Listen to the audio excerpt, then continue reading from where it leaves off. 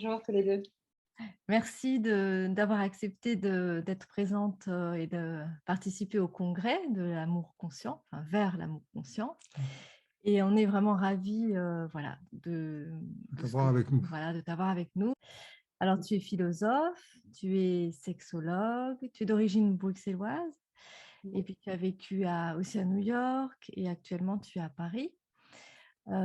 Tu es maman de 3 enfants, si je ne me trompe pas, oui.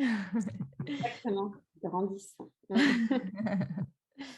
Et tu es thérapeute de couple certifié à la méthode Imago. C'est là qu'on s'est rencontrés d'ailleurs, il y a maintenant quelques années. Et puis, tu interviens auprès des jeunes dans différents établissements scolaires pour leur parler de sexualité.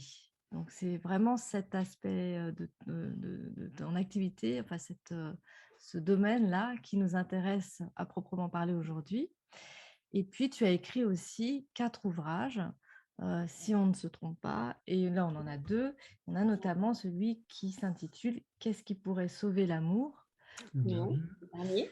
Voilà, on a aussi une jeunesse sexuellement libérée ou presque. Ah oui, voilà. Donc, on va s'appuyer un petit peu sur ces 2 ouvrages. Voilà, Thérèse, est-ce que tu veux rajouter quelque chose sur cette présentation très succincte?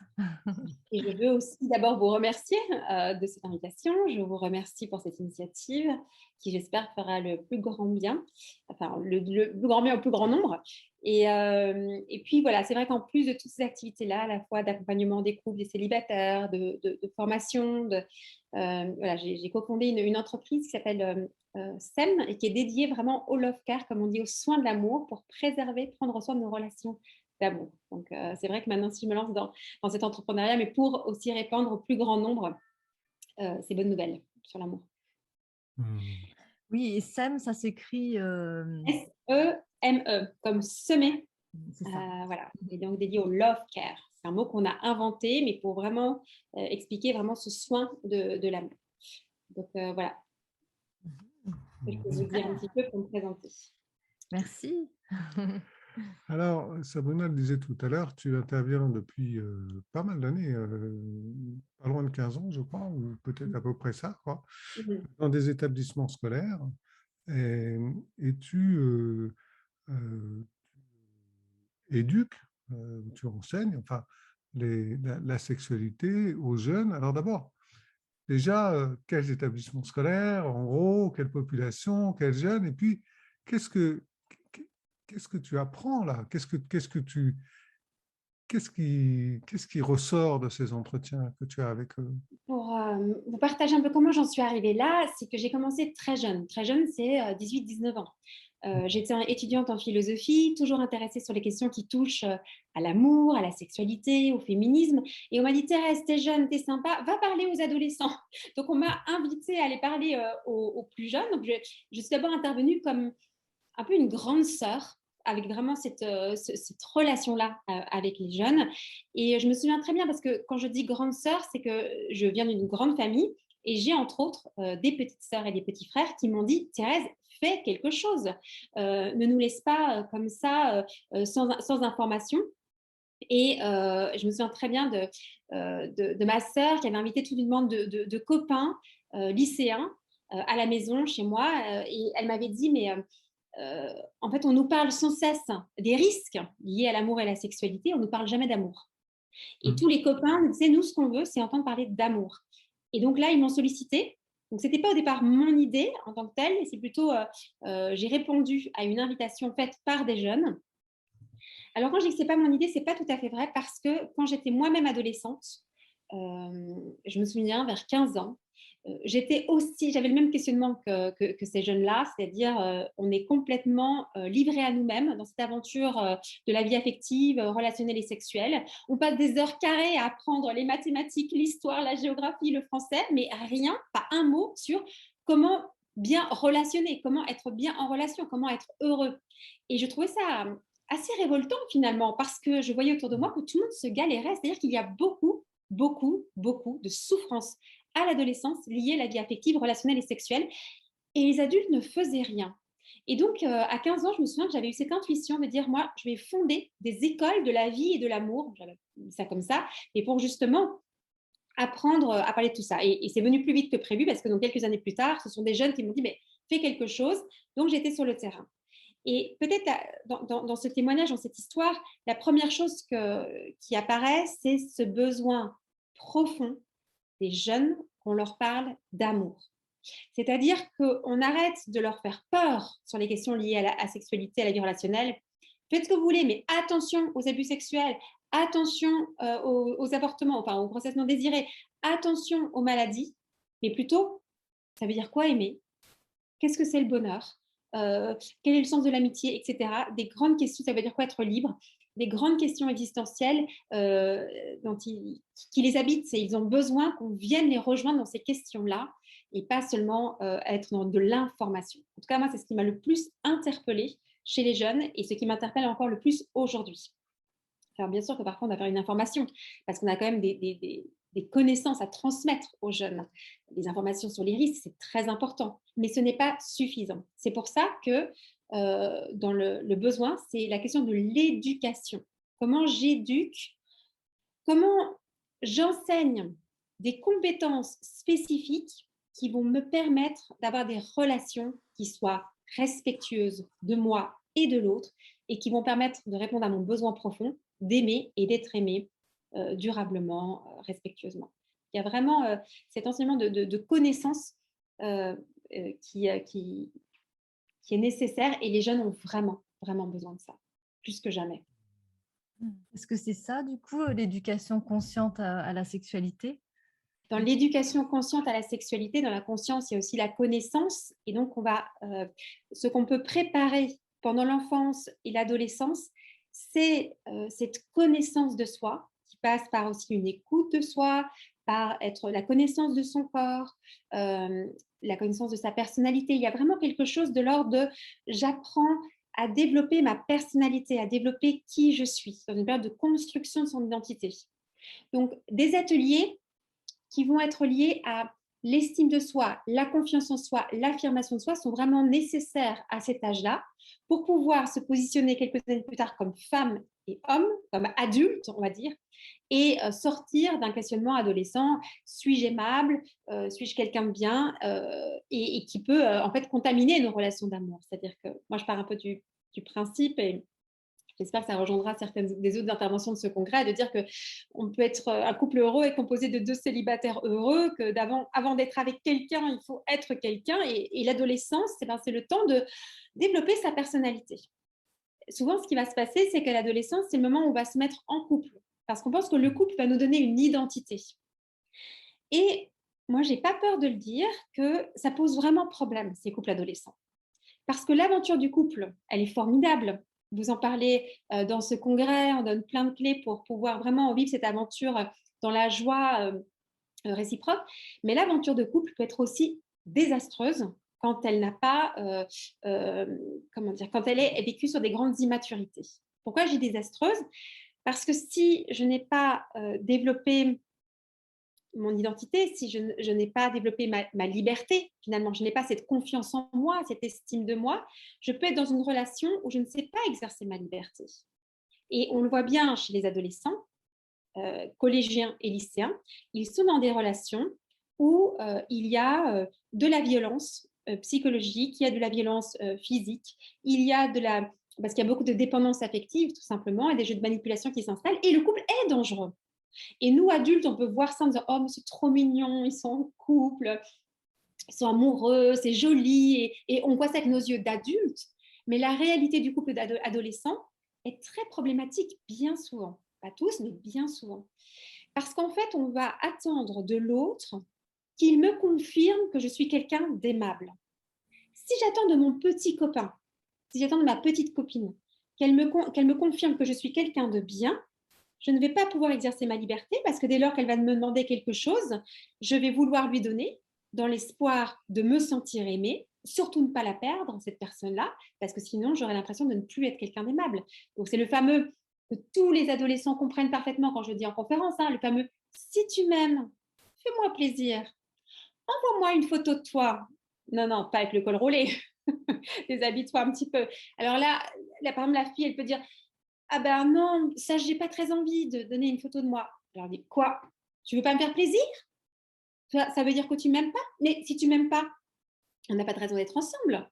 Et ce qui va se passer pour cette jeune fille, si elle refuse d'envoyer la photo, c'est que non seulement elle risque de perdre la relation avec son petit copain, qui va y voir comme un refus qu'elle ne l'aime pas, mais en plus, elle risque d'avoir une très mauvaise réputation au collège ou au lycée en disant cette fille, elle est prude, elle est coincée, elle n'ose pas du tout, elle peut être tout libérée sexuellement, et ce qui est très très mal vu au collège ou au lycée. Autre possibilité avec le si tu m'aimes, fais-moi plaisir, envoie-moi une petite photo de toi ou une vidéo de toi ou fais-moi telle ou telle pratique sexuelle. Et je dis ben moi je l'aime, je veux lui faire plaisir. Et je veux surtout pas perdre l'amour de mon petit copain. Alors, je vais lui envoyer la photo de moi, dénudée, comme ils disent, les nudes. Je vais lui envoyer la vidéo de moi en faisant une activité sexuelle. Je vais faire telle ou telle pratique sexuelle. Mais je vais la faire parce que je ne veux pas perdre la relation avec l'autre. Je vais le faire pour surtout ne pas être abandonnée. Et donc, je vais le faire par peur de ne pas être aimée. Et on sait bien qu'un acte est posé par peur, ce n'est pas encore un acte conscient, ce n'est pas encore un acte libre. Et donc on a ces choses-là, ces pratiques sexuelles qui sont vécues dans des relations où il n'y a pas d'espace pour la liberté, parce que tout simplement, le « si tu m'aimes, fais-moi plaisir », ça s'appelle un chantage affectif, et ce n'est pas le signe d'un amour véritable.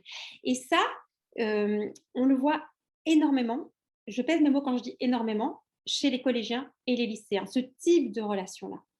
Donc, nous, en tant qu'adultes, d'être bien vigilants, que si nous voulons que les jeunes puissent avoir des relations sexuelles heureuses, d'avoir des vies amoureuses heureuses, il y a un temps pour la construction, qui est celui de la collège et du lycée, pour savoir qui je suis, apprendre à se positionner vraiment comme femme, homme, comme adulte, pour être capable d'exercer ma liberté. Aussi de déjouer ces formes un peu de relations de chantage ou d'emprise qui sont extrêmement néfastes. De la même façon, chez les jeunes, ce qu'on va voir, c'est que si je me mets en couple dans l'espoir d'être aimée, le jour où ça s'arrête, c'est un désastre. C'est un désastre parce que je peux tomber très bas, très, très, très bas, parce que je peux perdre le sens de mon existence, quoi, en me disant, mais les ruptures amoureuses chez les adolescents sont parfois terribles. Et beaucoup de parents voient leurs enfants dans un état vraiment de grande déprime à la suite d'une rupture, parce qu'on y a mis tellement d'investissement. Si j'attends de l'autre qu'il me confirme que je suis. Cette question-là, elle est fondamentale. Suis-je quelqu'un d'aimable? Et ce que nous pouvons proposer à nos adolescents, à nos enfants et à des adolescents, c'est des lieux de réflexion, des ateliers, des expériences pour leur permettre de répondre à cette grande question existentielle. Oui, je suis quelqu'un d'aimable. Et une fois qu'on a cette réponse-là, ça nous donne une liberté pour pouvoir aimer, et aimer dans le respect de chacun. Et là, on a un devoir aussi en tant qu'adulte que de leur proposer des pistes, des solutions, les accompagner sur ce chemin de croissance. Dans tout ce que tu dis là, m'évoque la lecture de tes livres, et en particulier Une jeunesse sexuellement libérée ou presque, et où tu dis aussi deux choses. Premièrement, que ces histoires, par exemple, de chantage affectif et de difficultés relationnelles au moment du couple adolescent ont un impact plus tard dans la vie adulte. J'aimerais bien que tu nous en parles. Et deuxièmement, tu dis aussi, et c'est peut-être un peu la même chose, peut-être pas, que les difficultés que rencontrent les adolescents, finalement, tu les retrouves aussi dans ta clientèle d'adulte.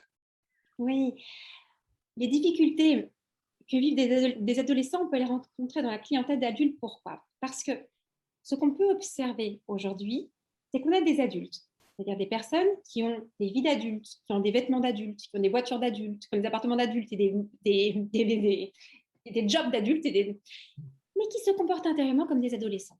C'est-à-dire qu'il y a un décalage qui est très visible quand on prend le temps d'écouter quelqu'un entre cette apparence d'adulte et cette intériorité qui ressemble à un adolescent. Pourquoi adolescent? C'est qu'il est empêtré dans ce questionnement qui est tout à fait légitime et normal à l'adolescence. Suis-je quelqu'un d'aimable? Qui va se retranscrire de façon plus concrète par est-ce que je suis belle pour une femme ou est-ce que je suis fort pour un homme, avec des questions un peu comme celle-là, un peu toutes simples. Et ça peut rester à l'âge adulte si on n'y a pas répondu à l'adolescence. Si justement, par exemple, on a utilisé un mauvais moyen pour répondre à ce besoin-là, le mauvais moyen qui est le couple, à ce moment-là, ce n'est pas un bon moyen pour y répondre. C'est plutôt en soi-même et dans l'expérience de la solitude, du célibat, que je vais aller voir qui je suis, quelles sont mes valeurs, quelle est ma personnalité. Et ce n'est pas dans la relation à l'autre, dans la relation intime, amoureuse à l'autre. L'amitié, par exemple, est un lieu de vraiment de grande croissance pour les adolescents. Et donc, si je n'ai pas répondu, je reste avec ce questionnement à l'âge adulte. Donc, on a des adultes qui sont dans des relations où il n'y a pas justement de liberté, des relations où il y a de la manipulation. On parle beaucoup, beaucoup, beaucoup en ce moment des pervers narcissiques, etc. Bon, je ne suis pas du tout d'avis à mettre des étiquettes. Ce qui est intéressant, c'est qu'il y a beaucoup de relations qui sont construites avec deux personnes qui sont immatures. Et donc, il y a des relations de manipulation qui s'installent. Si je suis dans ces relations, si je ne sais pas qui je suis, et que j'attends de l'autre qu'il me définisse, ou si je ne me sens pas aimée et j'attends de l'autre qu'il me donne de quoi me sentir aimée, je suis dans une relation comme j'ai toujours un drogué avec son dealer, ou des relations comme ça, où il y a des relations d'emprise. Donc, on a aussi une responsabilité, nous adultes, pour permettre aux jeunes de pouvoir construire des relations qui soient saines, qui soient positives, c'est de les accompagner à ce moment-là pour qu'ils ne traînent pas ça à l'âge adulte. Voilà, donc ces problématiques-là, on les revoit, après elles prennent des formes un petit peu différentes à l'âge adulte, et encore pas tant que ça, parce que voilà, vraiment encore cette question de vraiment ce narcissisme. De nouveau, je dis 15 ans, c'est normal, à 35 ans, c'est pathologique. Enfin, c'est pathologique, je dis ça avec de l'humour, mais je dis c'est problématique là. À 35 ans, tu sais qui t'es, tu as tes qualités, tes défauts, physiquement, tu sais que tu as des forces et tes faiblesses, et puis voilà, tu t'acceptes comme tu es. Mais si à 15 ans, je suis en train de me demander, est-ce que je suis, à 35 ans, je suis toujours en train de me demander, est-ce que je suis belle? C'est compliqué. En fait, c'est compliqué pour laisser place à un amour où on a cette altérité, on accepte l'autre tel qu'il est. Mais moi, mon analyse, peut-être que je me trompe, mais je pense que si les adultes d'aujourd'hui ont tant de difficultés dans leur vie affective et relationnelle et conjugale, c'est parce qu'adolescents, ils n'ont pas été assez bien accompagnés. C'est comme si, à ce moment-là, on a sauté une étape. En fait, on est passé de l'enfance tout de suite à l'étape du couple. Et on n'a pas pris le temps de la construction de son identité. On va trop vite au couple. Et d'ailleurs, petite interpellation pour toutes celles et ceux qui nous écoutent, c'est que dans le cadre de ce congrès, on parle de l'amour, on parle du couple, et on a raison de le faire parce qu'il y a une aventure formidable à vivre. Mais nous sommes aussi dans une société où on survalorise le couple. On en fait vraiment, comment dire, moi je disais dans ce livre, la nouvelle idole quoi, des jeunes, c'est-à-dire qu'on veut être en couple, c'est important d'être en couple. D'ailleurs, si on n'est pas en couple, on se sent un loser, on a raté sa vie.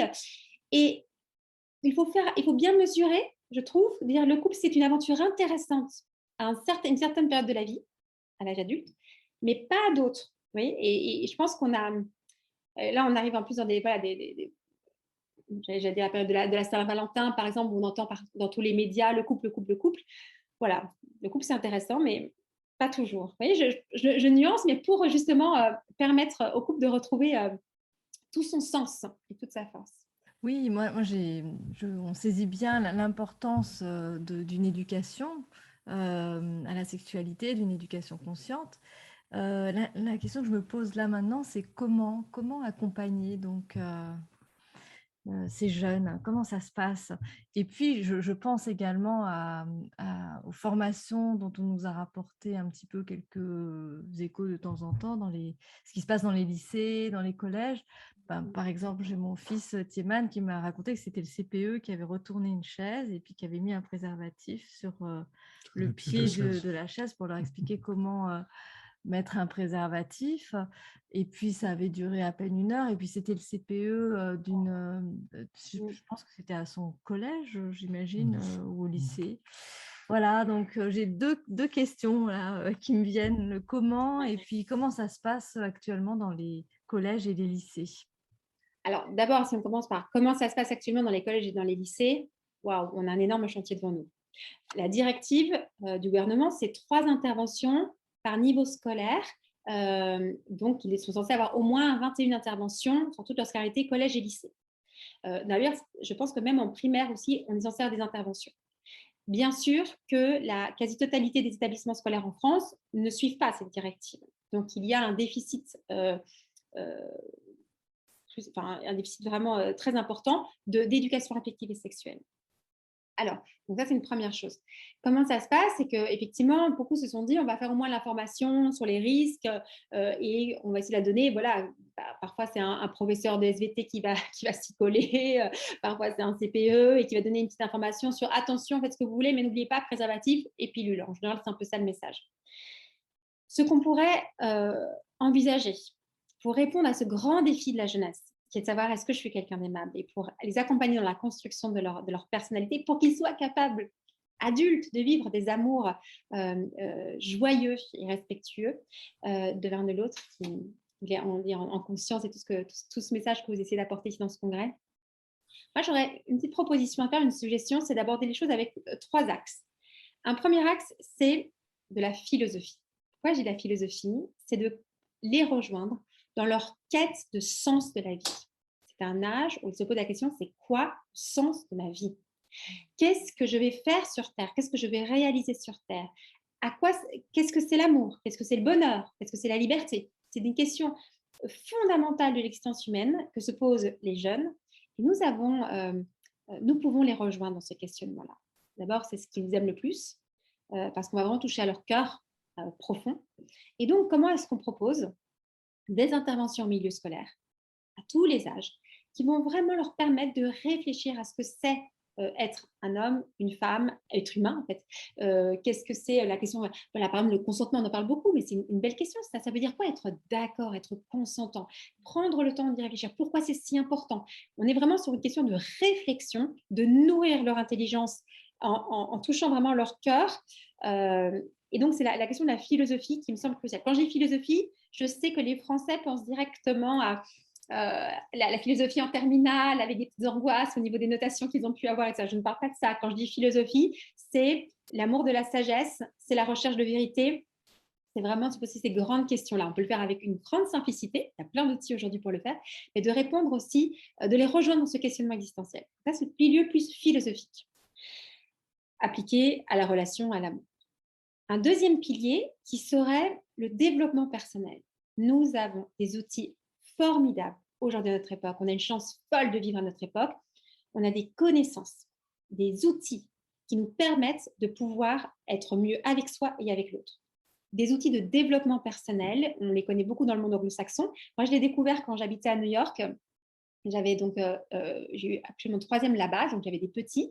Et je me souviens que mes enfants à l'école américaine avaient chaque semaine un cours d'apprentissage, les apprentissages sociaux et émotionnels, donc 1 heure par semaine consacrée à apprendre comment est-ce qu'on gère ses émotions, les relations, etc.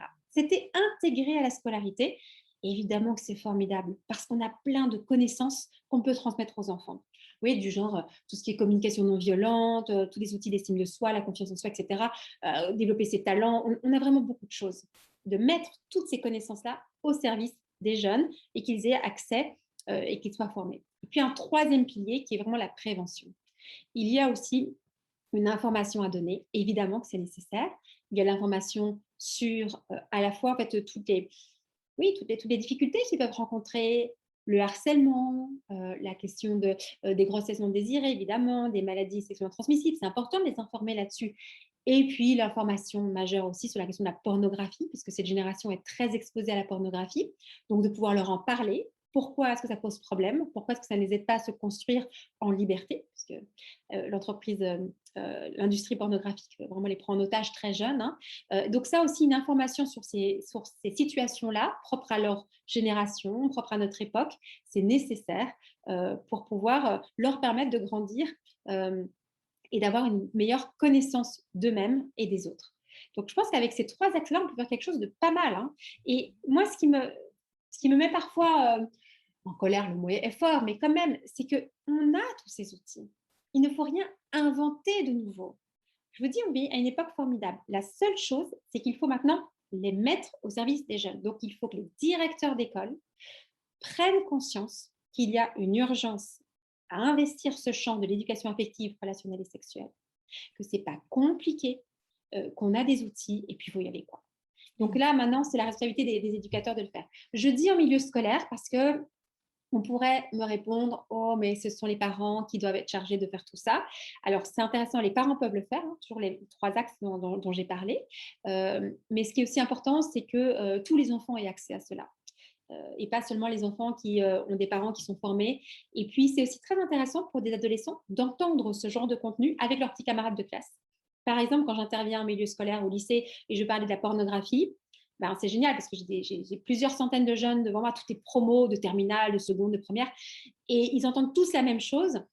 Et donc, il n'y a pas, comment dire, celui qui n'en a jamais regardé parce que ses parents lui disaient que c'était pas bien, bah, il se sent rassuré parce qu'il entend un discours qu'il a entendu à la maison et donc il l'entend à l'école. Et ceux qui en regardaient et qui pensaient que c'était tout à fait normal se rendent compte parce que le discours est donné qu'il y a un problème à en consommer à cet âge-là, etc.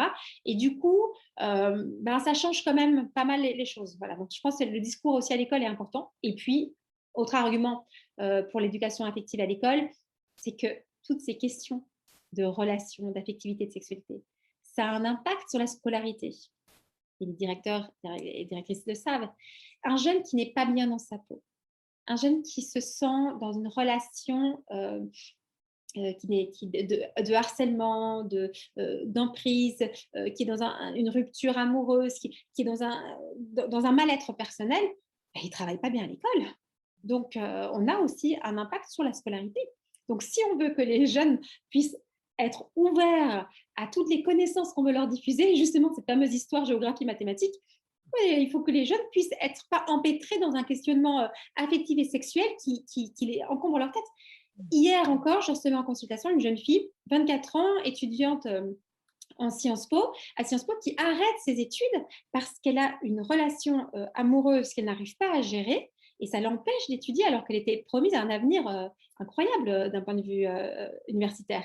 Et on voit bien comment, quand on n'est pas bien dans sa vie affective, relationnelle ou sexuelle, eh bien, on ne peut pas bien travailler et du coup après avoir développer ses autres talents. Donc ça, c'est vraiment une chose importante aussi à faire au milieu scolaire. Puis il faut savoir une dernière chose encore, c'est qu'il y a beaucoup de choses qui se passent sur le lieu d'école. Et donc là aussi, parfois les professeurs se sentent un peu démunis, mais ça montre bien que c'est aussi un lieu d'éducation, pas seulement d'information. Je sais que ça peut un peu interpeller certains, mais je crois qu'on va y arriver parce que de plus en plus, les directeurs et directrices d'école prennent conscience qu'il faut se retrousser les manches et on peut faire quelque chose de bien pour nos jeunes. Tu parles de l'angoisse associée aux difficultés affectives et sexuelles, et je voudrais citer un passage de ton livre qui, en plus, c'est un passage qui est facile à trouver parce qu'il est tout au début. Où tu écris le sexe libéré est désormais anxiogène. Nous étouffons autant que nos aînés se disaient enserrés par les interdits. Libres, nous sommes condamnés à choisir en permanence notre vie. Tout est devenu l'objet d'un choix, de notre orientation sexuelle à nos enfants, de nos amours à notre contraception. Et ce choix, nous en portons l'entière responsabilité. Dans les livres de philosophie, l'idée est séduisante, mais dans la réalité, il faut savoir gérer la pression que cette sorte de liberté génère. Entre les belles idées de la seconde moitié du XXe siècle et la réalité des vrais gens de la vraie vie, l'écart se creuse considérablement. C'est très intéressant cette réflexion sur le caractère anxiogène de la liberté et de la responsabilité, appliquée entre autres à la question de la sexualité. Et pour moi, c'est en lien avec ce que tu dis au sujet du porno aussi. Ouais, peut-être c'est la chose qui m'interpelle le plus, qui m'a le plus interpellée avec toutes ces années au contact des jeunes, c'est combien la sexualité est vécue dans l'angoisse. Et je pèse mes mots quand je dis angoisse aussi. C'est pas juste une petite inquiétude, c'est profond parce qu'il est question de construire son identité par rapport à sa sexualité. On la voit très fortement, par exemple, avec la question de l'identité sexuelle. Aujourd'hui, donc la grande question existentielle, le fameux qui suis-je, qui est propre à l'adolescence, une belle question, magnifique question, qui suis-je? Voilà. Eh bien aujourd'hui, on se dit que pour répondre à cette question existentielle, ça va être la sexualité qui va déterminer qui je suis. Donc, et pas peut-être à une certaine époque, peut-être un enjeu plus politique ou religieux, ou pas. Et aujourd'hui, c'est vraiment la question sexuelle. D'ailleurs, si je devais réécrire mon livre Une jeunesse sexuellement libérée ou presque, qui est sorti en 2016, je commence le premier chapitre avec la pornographie je commencerai, si je vais le réécrire aujourd'hui, pardon, avec la question de la transsexualité, qui est une nouvelle problématique en milieu scolaire. Donc, en 6 ans, ça a complètement changé. C'est devenu la problématique numéro 1. Est-ce que je suis un homme, une femme? Est-ce que j'ai envie de changer de sexe? Et donc, on est même passé au-delà de la question de l'orientation sexuelle, est-ce que c'est homosexuel, hétérosexuel, bisexuel, on arrive à ce stade-là, dans qui je suis, est-ce que je suis homme, est-ce que je suis femme, est-ce que je suis non-binaire? Et c'est une question qu'on voit de plus en plus dans les établissements scolaires. Alors, pourquoi est-ce que je dis que c'est anxiogène? Parce qu'on demande de se déterminer, on demande, les jeunes comprennent ou pensent qu'ils doivent se déterminer sur quelque chose qui, par définition, est changeant et mouvant à cet âge-là. La question de la sexualité, l'identité, c'est quand même compliqué cette affaire-là. Nos fantasmes, ils changent, ils évoluent sans cesse. Nos désirs amoureux changent et évoluent sans cesse. Nos désirs sexuels changent et évoluent sans cesse. Donc finalement, c'est compliqué. Comment est-ce que je fais? Comment je fais pour savoir qui je suis? Et donc, on a des jeunes qui se disent, je dois répondre à cette question, mais je ne sais pas comment. Et donc, ils vont essayer de chercher plein d'infos à droite à gauche pour pouvoir répondre à cette question-là. Donc, ils se disent, j'ai eu une rupture amoureuse et j'étais pas bien avec mon petit copain. Ou bien, j'avais pas beaucoup de désirs sexuels. Enfin, ça, c'est un cas classique. J'avais pas beaucoup de désirs sexuels avec mon petit copain. J'étais pas très heureuse sexuellement avec mon petit copain, à 15-16 ans. D'accord? Ben, peut-être que ça veut dire que c'est pas pour moi. Peut-être que je suis asexuée. En fait, pour moi, ça ne m'intéresse pas la question de la sexualité. Et du coup, hop, on va se mettre cette espèce d'identité, je suis asexuée parce que j'ai eu une mauvaise expérience. Ou je ne me sens pas bien dans mon corps d'homme qui change. Et peut-être que ça veut dire qu'en fait, je préfère être dans un corps de femme. Bah, hop, je vais devoir y répondre.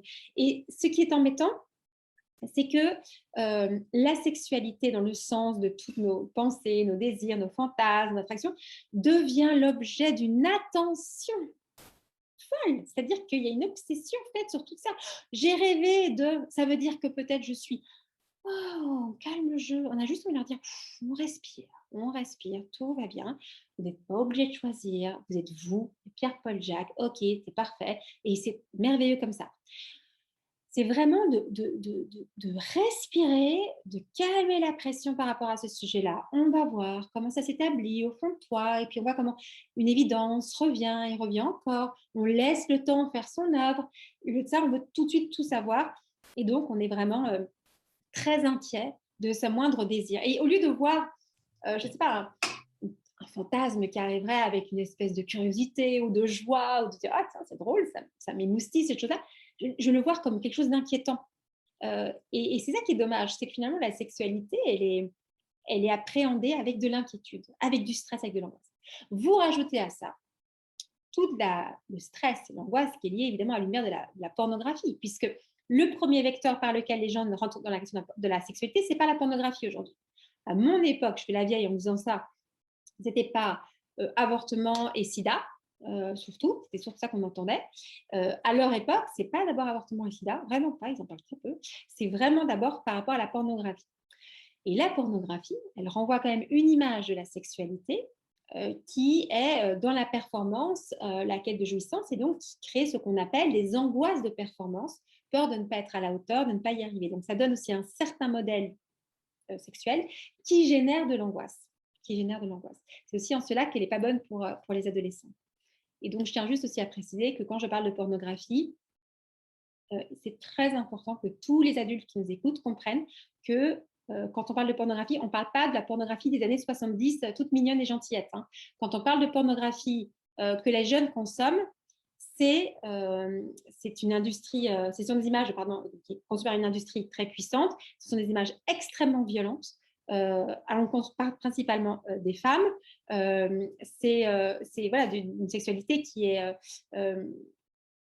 qui est complètement respectueuse des uns des autres, etc. Donc, on n'est pas dans quelque chose d'un érotisme, comme on dirait aujourd'hui. Et donc, pourquoi est-ce que je dis ça? C'est que parfois, certains adultes, quand on dit pornographie, pensent à la pornographie qu'ils pouvaient consommer à l'époque. Ça n'a rien à voir, mais rien à voir. Et quand nous, on peut regarder la pornographie d'une certaine époque, on va dire avant l'arrivée d'Internet, on trouve ça mignon et gentil. D'accord? Ça n'a aucun rapport avec la pornographie que regardent des enfants, parce que même aujourd'hui, des enfants sont en contact de la pornographie. C'est important de le comprendre parce que sinon, on peut se dire « Oh là, c'est un petit discours un peu moralisateur », alors que la réalité, elle mérite qu'on s'y intéresse et que c'est très interpellant. Heureusement, de plus en plus de personnes comprennent l'ampleur des dégâts et notre gouvernement commence aussi à vouloir protéger les mineurs contre ces images qui ont vraiment un effet très néfaste sur les jeunes. Et entre autres, par rapport à cette question de l'angoisse. Oui, alors qu'on a envie de leur faire découvrir la sexualité dans la joie, dans la curiosité, c'est OK d'explorer, on a le droit, et puis c'est intéressant de découvrir tous ces jeux amoureux, sexuels, ces fantasmes. C'est quand même formidable cette aventure-là. Et on leur souhaite de le découvrir avec une joie et pas avec de l'inquiétude. Voilà. Aujourd'hui, c'est beaucoup d'inquiétude. Moi, j'avais envie de t'entendre parler sur les effets de mode. Est-ce qu'il y a des effets de mode qui ont un impact sur la jeunesse d'aujourd'hui, les adolescents dans leur sexualité? Des effets de mode. Alors, c'est sûr qu'il y a des effets de mode dans le sens où les jeunes sont quand même très influencés aussi, et c'est normal, par tout ce qu'ils vont pouvoir consommer, comme par exemple comme séries.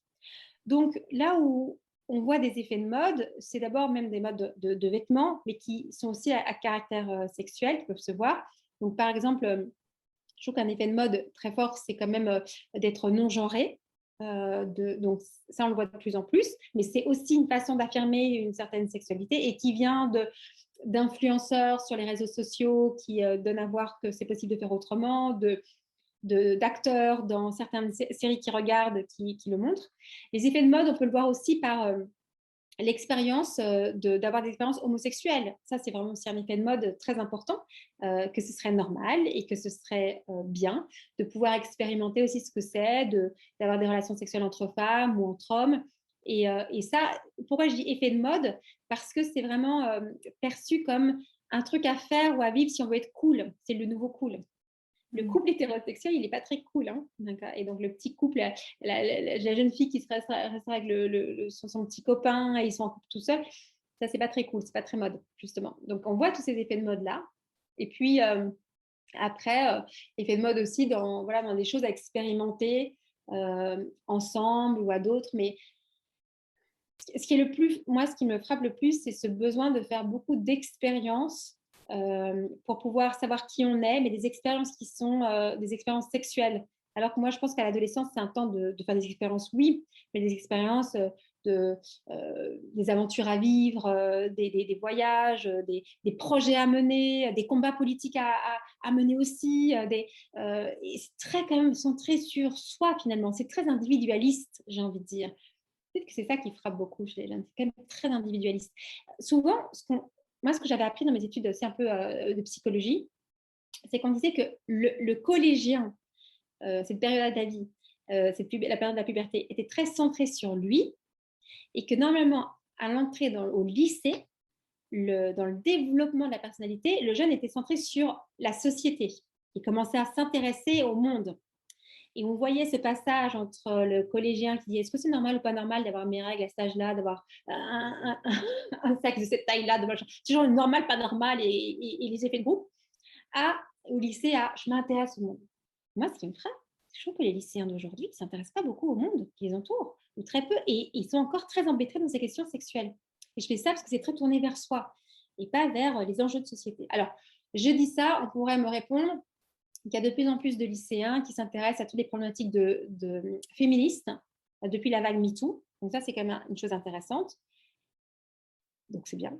Mais c'est encore très centré sur la sexualité. Il y a d'autres choses, il y a d'autres problématiques dans le monde.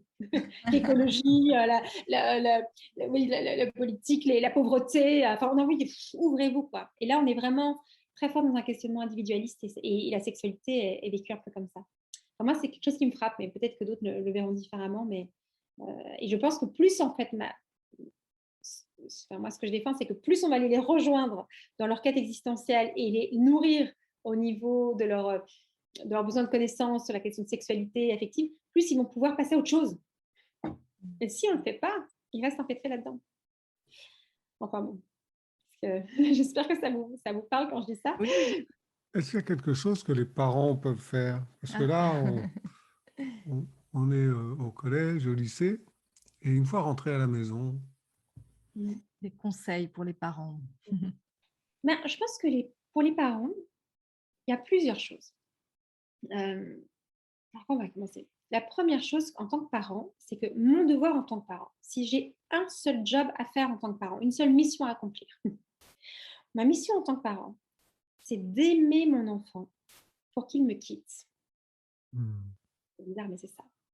Parent, c'est j'aime mon enfant d'une façon très, très, très, très particulière parce que c'est un amour qu'on donne pour que notre enfant parte, vole de ses propres ailes et quitte le foyer. Bien, hein, d'aimer quelqu'un pour qu'il nous quitte. Et en tant que parent, c'est qu'on va aimer ses enfants pour qu'ils nous quittent. Comment est-ce qu'on va faire pour ça? C'est qu'on va justement leur donner cette confiance en eux, leur dire mais tu es profondément aimable.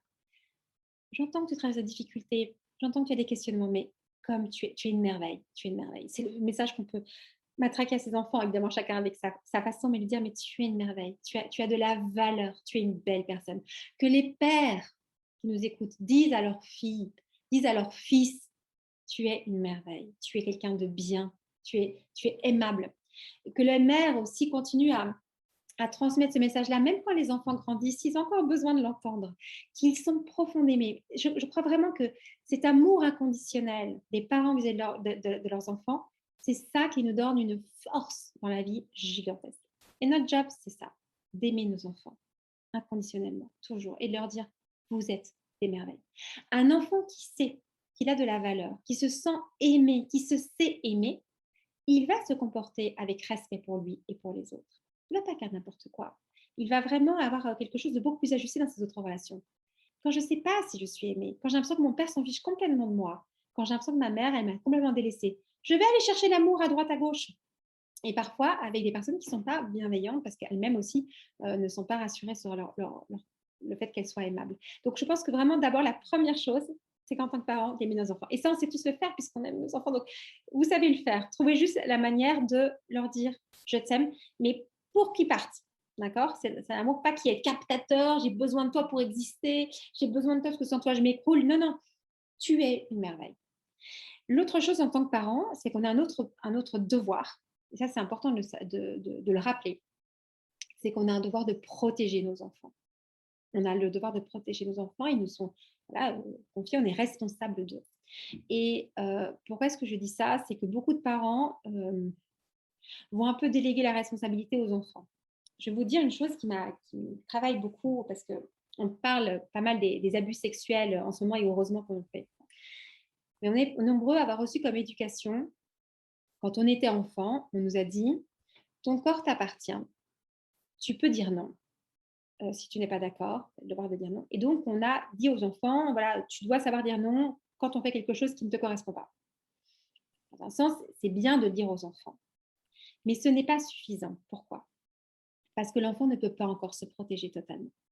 Si on croit qu'on a fait on a protégé nos enfants parce qu'on leur a dit « tu sais, si tu n'es pas d'accord, tu dis non » et qu'on a fait le job et puis après le reste, on le laisse un peu aller dans la nature, on le met dans une situation très compliquée. Pourquoi? Parce que si maintenant il se trouve dans une situation où il y a un abus sexuel et qu'il n'a pas été capable de dire non, parce qu'en général, on ne sait pas dire non quand on est enfant, collégien ou lycéen, parce qu'on n'est pas encore justement assez construit intérieurement. Et donc, on me dit, ma mère m'avait dit qu'il fallait que je dise non. J'ai pas dit non. Ça veut dire que peut-être qu'une partie de moi était d'accord. Sinon, j'aurais dit non, puisqu'on m'a dit de devoir dire non. Et donc, il y a de la culpabilité qui naît chez l'enfant parce que on lui avait appris de savoir dire non et il ne l'a pas fait. Mais pourquoi je ne l'ai pas fait alors qu'on me l'avait dit? Et ça, c'est quelque chose d'assez grave qui se passe.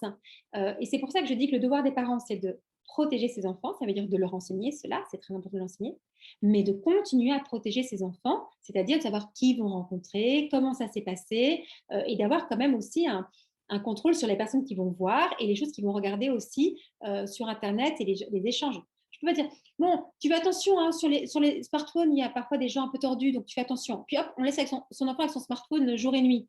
Ah non. Si nous, en tant que parents, on sait qu'il y a des personnes malveillantes sur les réseaux sociaux, on ne laisse pas ses enfants non-stop sur les réseaux sociaux. C'est-à-dire qu'on doit contrôler. On ne peut pas déléguer la responsabilité aux enfants. Je trouve que c'est grave de le faire et ça engendre vraiment des grands sentiments de culpabilité chez les enfants quand ils sont dans des situations de violence, d'abus, etc.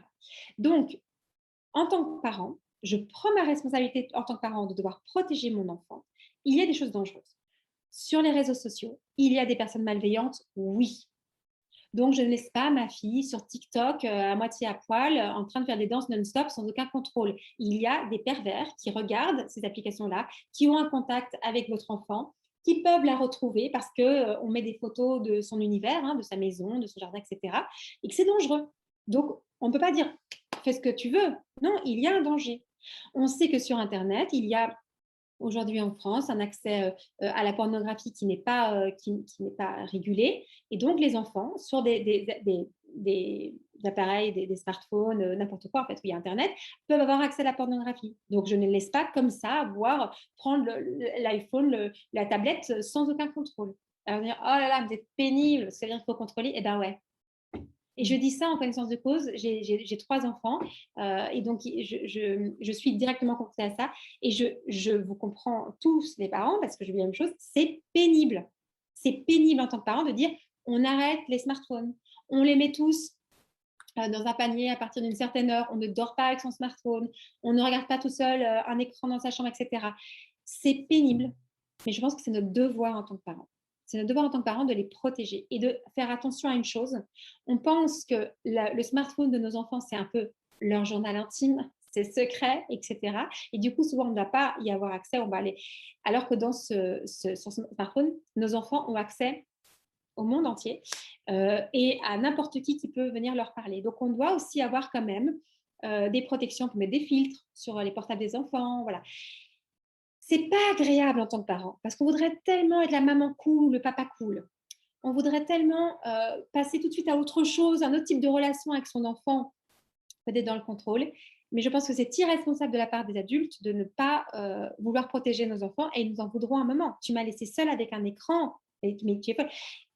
Pour vous raconter la petite histoire, ça fait des années que je donne ces conférences sur ce sujet et que je dis ça. Mais je suis la première à avoir des difficultés à ce sujet-là. Et là, dernièrement, j'ai un vieil iPad très vieux d'il y a 10 ans qui traînait. Et j'avais compris que les enfants n'avaient pas accès à des vidéos sur cet iPad. J'ai dit, maman, il est hyper vieux cet iPad, on ne peut plus regarder de films dessus. Et donc, je pensais qu'il y avait 2-3 jeux vidéo en pensant sur lesquels ils pouvaient jouer.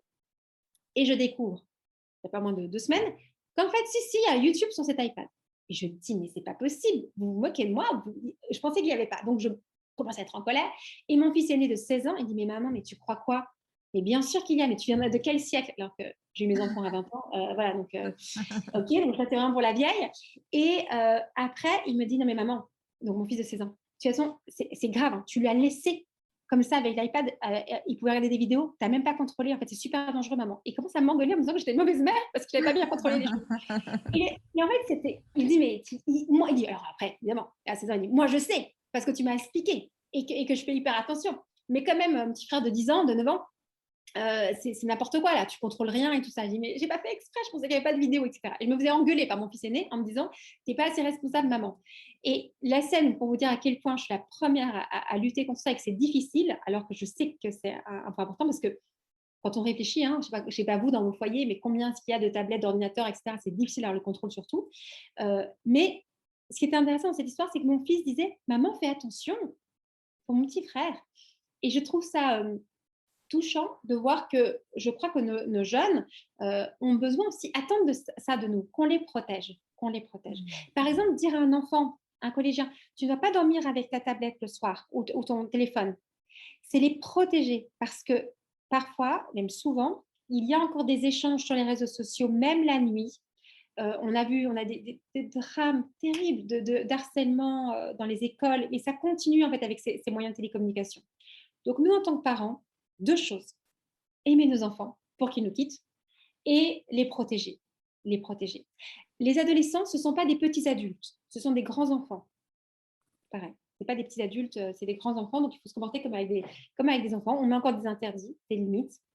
Bien sûr qu'ils vont les transgresser, les interdits, mais ça, ça fait partie de leur construction. C'est quand même nous de mettre des limites.